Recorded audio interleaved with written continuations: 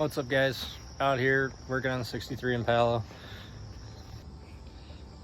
I was going to be messing with the carburetor today, but this starter had other plans, so now I'm gonna mess with shimming the starter. So that's gonna be fun. So we're gonna get under here. All we gotta do is on these small block Chevys, the funny thing is we take, and what we do is, if you can see those two aluminum tabs right there, you take out, what we're gonna do is we're gonna loosen this bolt, this front bolt right here up, and then we're gonna take this short bolt out, and I'm gonna add another shim in here, hopefully to get this thing to turn over correctly and not skip and sound absolutely awful. Now that we got that bolt out, what we're gonna do is we're gonna take our Dorman shim kit,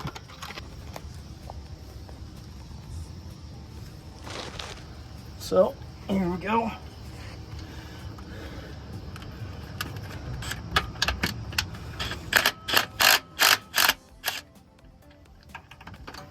And this is the fun one, because I don't have the right length and extension. Oh, that didn't feel good.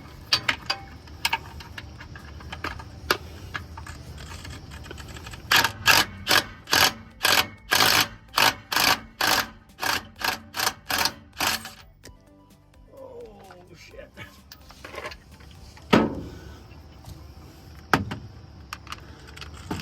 Do this one more time here.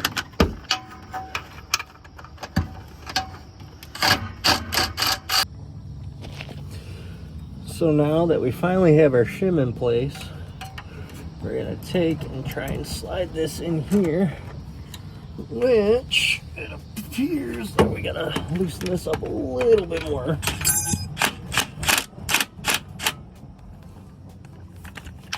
In order to get this one to fit in there.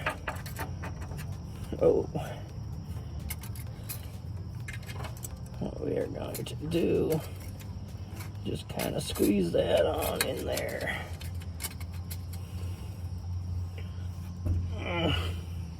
And now, okay, now, once we have our shim in there, what I'm gonna do is I'm gonna try and do this side first. Hopefully, I guess we're gonna do this side.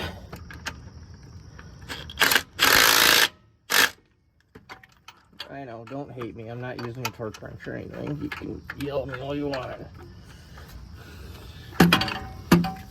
Oh,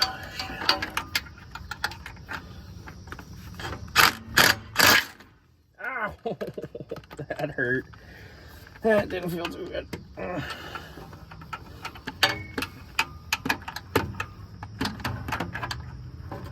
I should have bought the extension when I was at the auto parts store, because this sucks.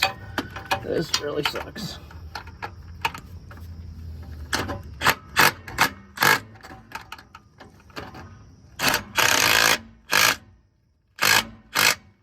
Okay. And that is how you shim a starter in a small block Chevy. Simple and easy. If you're really good